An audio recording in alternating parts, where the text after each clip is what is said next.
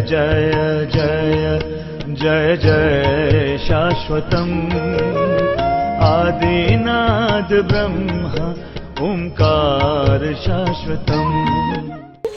राम जी ऋषि विश्वामित्र के साथ रंगभूमि में गए।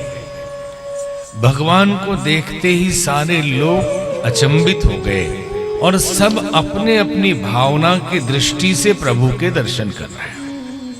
जिनकी रही भावना जैसी प्रभु मूरत देखी दिन तैसी। जो शत्रु राजा थे उनको बड़ा दुश्मन दिखाई पड़ने लगा। जो सहयोगी मित्र थे या भक्त थे उनको भगवान के दर्शन होने लगे। और भगवान में भी बहुत पैर, बहुत सिर, बहुत हाथ, ऐसे विराट दर्शन उनको हुआ।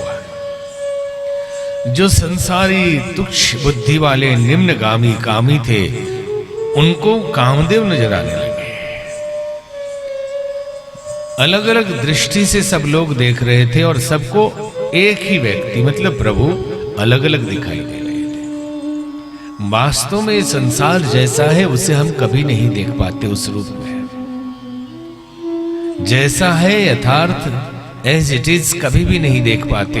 हमेशा हम उस चश्मे से देखते हैं जो विचारों का चश्मा, जिन भावों का चश्मा हमारे आंखों पे चढ़ा हुआ है। हर आदमी का अपना संसार है। जिस परिवेश में बाल्यकाल से पढ़ा रहा, मित्र, पड़ोसी, माता पिता, अखबार, टेलीविजन और जो परंपराएं, जो रीति रिवाज मिली वो दृष्टि बन गई। और संभव है कि एक के भीतरी संसार से दूसरे का भीतरी संसार एकदम अलग हो। इसलिए तो कुंडली मिलाई जाती है कि लक्षण कुछ मिल जाए कि इसके भीतर का संसार कितना मिलता है। तो बोले 36 मिल जाए तो भी काम चल सकता है। लेकिन आजकल तो बोलते 18 मिल जाए फिर भी काम चल सकता है। और वो 18 भी नहीं बनता क्योंकि सब डुप्लीकेट है। अधिकतर डुप्लीकेट उसके अनुसार कुंडली बना बना के फिट कर देते हैं। तो भीतर का स्वभाव सबका अलग अलग होता है।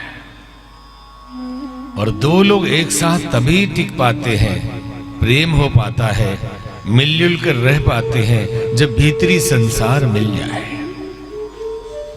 दो बाहर के लोग भी बहुत अपूर्व मित्र हो सकते हैं और संभव है कि पति पत्नी भी कट्टर दुश्मन हो सकते हैं क्योंकि शादी तो हो गई लेकिन भीतर का संसार दोनों का अलग अलग है।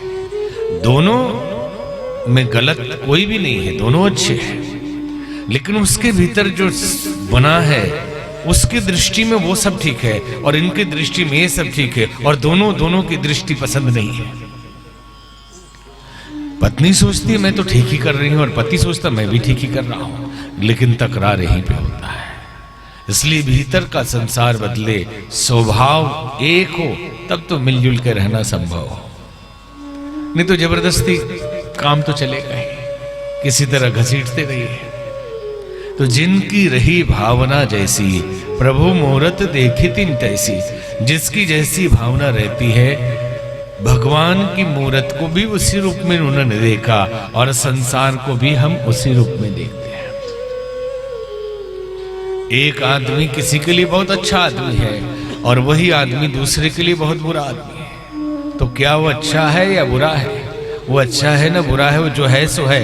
आपकी दृष्टि जैसी है वैसा दिखाई पड़ रहा है।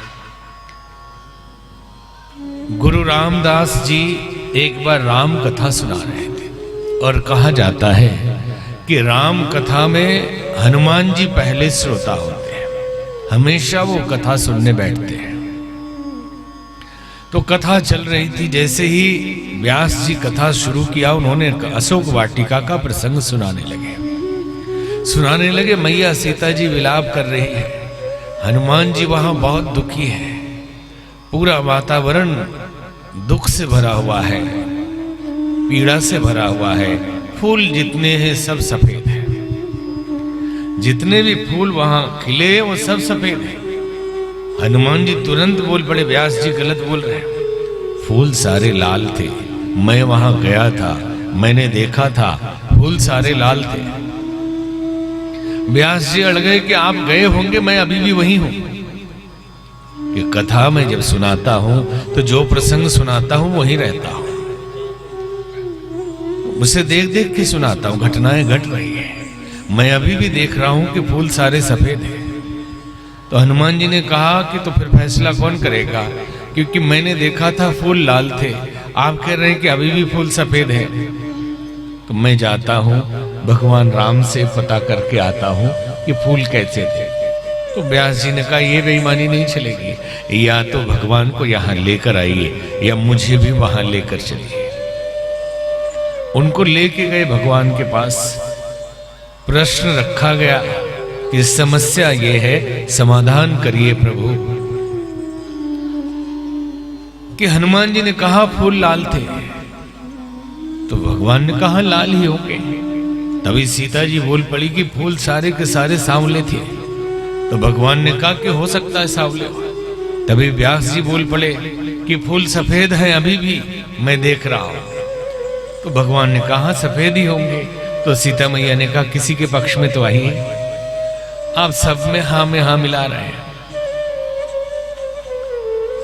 तो बोले वास्तव में फूल सफेद थे,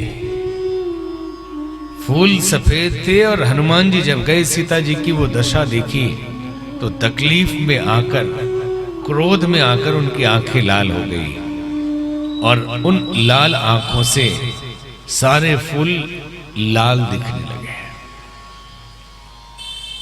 और सीता जी की आंखों में हमेशा सांवले सलोने भगवान बसे हैं, इसलिए हर जगह इनको सांवला ही दिख रहा है। तो सारे सफेद फूल इनको सांवले दिखने लगे।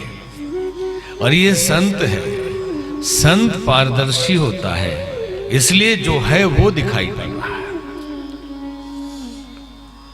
साधु चरित शुभ चरित कपासु, साधु का चरित्र तो कपास के फूल की तरह होता है। कोई गेंदा गुलाब चमेली बेली नहीं, कोई रंग नहीं, न राग का न द्वेष का, निश्चल पवित्र पारदर्शी जो है वो साधु है। तो साधु जो देख रहा है वो बोल रहा है, नहीं तो हनुमान जी के डर से भी बोल देता हाँ बाबा आपने देखा है, अब आपको झूठला कैसे सकता हूं। या सीता मैया के लिए बोल देता आपने देखा है, वो बोला कि नहीं मैं अभी भी देख रहा हूं सफेद है। जिनकी रही भावना जैसी, प्रभु मूरत देखी तिन तैसी। जैसा भाव होता है वैसा ही दिखाई पड़ता है। जो समझा दिया गया किसी के बारे में, उसी मान्यता को हमने बना लिया और उसी हिसाब से व्यवहार करने लगते हैं। नजरें तेरी बदली तो नजारे बदल गए, किश्ती ने मोड़ा रुख तो किनारे बदल गए। बदला जाए दृष्टिकोण यदि तो इंसान बदल सकता है, दृष्टिकोण के परिवर्तन से अरे जहान बदल सकता है। बाधाओं की क्या बिसात, रुख तूफान बदल सकता है। पगले दृष्टि बदल यदि जाए। एक बार हरिद्वार गए एक सज्जन लखनऊ से, वहां उन्होंने देखा कि बहुत साधु लोग गीता कुटीर से भोजन करके निकल रहे हैं। शाम को आप जाएंगे तो हजारों साधु एक साथ निकलते नजर आएंगे। तो उनको लगा कि हम जाकर अपने शहर को, बिल्डिंग भी हम गेरुआ कर देंगे सब। रिटायर हो गए थे, रिटायरमेंट का पैसा मिला, पेंट खरीदा और रंगने लगे। लखनऊ गेरुआ कर देंगे पूरा। पैसा खत्म, पेंट खत्म, निराश बैठे थे। तभी एक सज्जन गए, उन्होंने कहा कि क्या बात है, क्यों दुखी है? बोले पैसा खत्म हो गया, पेंट भी खत्म हो गया। मैंने सोचा था पूरे जैसे जयपुर पिंक सिटी है तो इसको गेरुआ सिटी बना दो। उन्होंने कहा इतनी सी बात, इसके लिए परेशान है? एक चश्मा खरीदा ऑरेंज कलर वाला प्लास्टिक का और पहना दिया। बोले अरे सब गेरुआ हो गया। बाजार गए तो भिंडी गेरुआ, लौकी गेरुआ, टमाटर गेरुआ, जो देखे वो गेरुआ। और घर में गए तो बीबी गेरुआ, बच्चे गेरुआ। जैसी दृष्टि वैसी सृष्टि दिखती है। पगले दृष्टि बदल यदि जाए।